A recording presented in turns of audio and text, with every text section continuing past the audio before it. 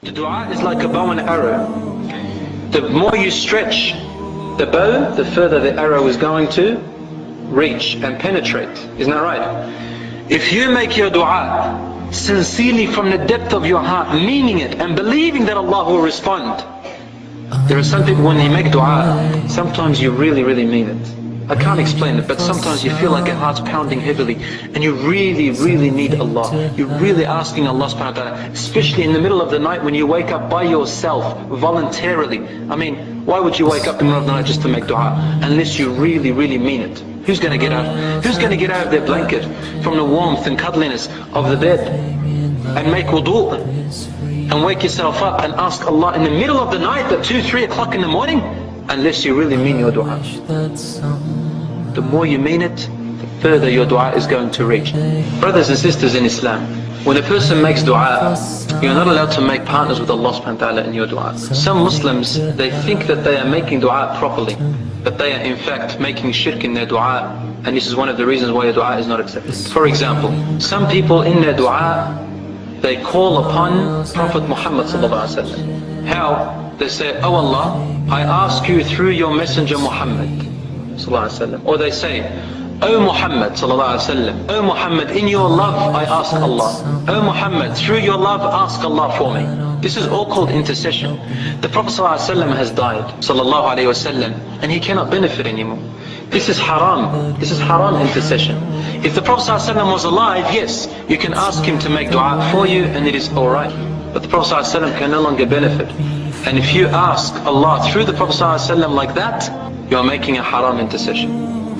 You can say, "Oh Allah, if you know that I love your messenger, or if you know that I have followed your messenger, then respond to me." You're allowed to ask like that, because you are still asking Allah alone. But you're not saying, "Oh Allah, through your messenger." Some people when they make dua, they mention their shaykh's name in their dua. "Oh my Lord, in the love of CD so-and-so, my shaykh so-and-so." This is also intercession. It's haram. What's the difference between that and a person who goes to the priest? So we have to ask Allah mukhliseen, sincere only to Him. Allah subhanahu wa ta'ala, wallahi brothers and sisters, every time I talk about this subject, I remember all the supplications I made to Allah subhanahu wa ta'ala when I was younger and when I was old. Every one of them got responded to, whether early or later. But wallah, I even asked superficial things and Allah subhanahu wa ta'ala did respond to them. This type of a dua, it gives a person a higher iman and it makes you feel the presence of Allah subhanahu wa ta'ala. Lastly, I would like to talk about the dua of fear and the dua of when you are really in need of Allah subhanahu wa ta'ala. Allah responds to you especially when you are in need. And I've mentioned here 6 or 7 ways or 7 times that Allah subhanahu wa ta'ala responds to your dua and it will never be rejected. Number 1, immediately after the salat al-fard, immediately after the compulsory prayers, Allah subhanahu wa ta'ala responds to the dua. The only difference is that the Prophet ﷺ did not lift his arms up after the fard salah, but he used to make dua after the prayers. The fard salah, Allah responds.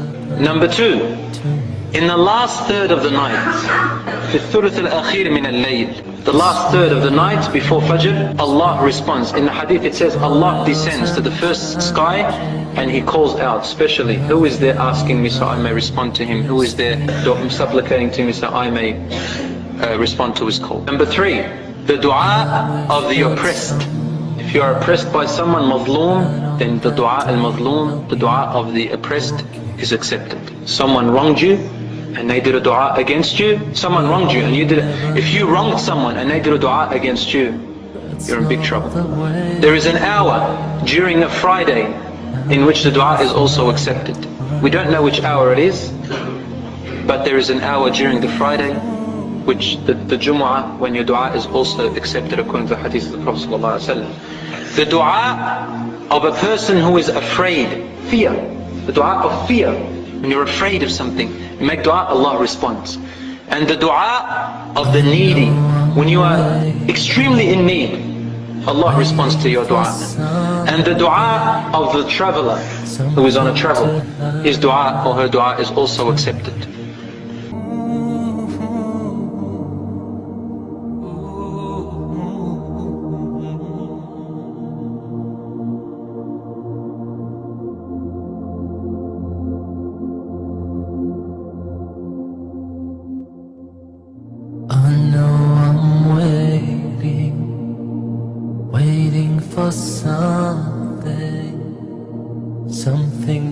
happen to me.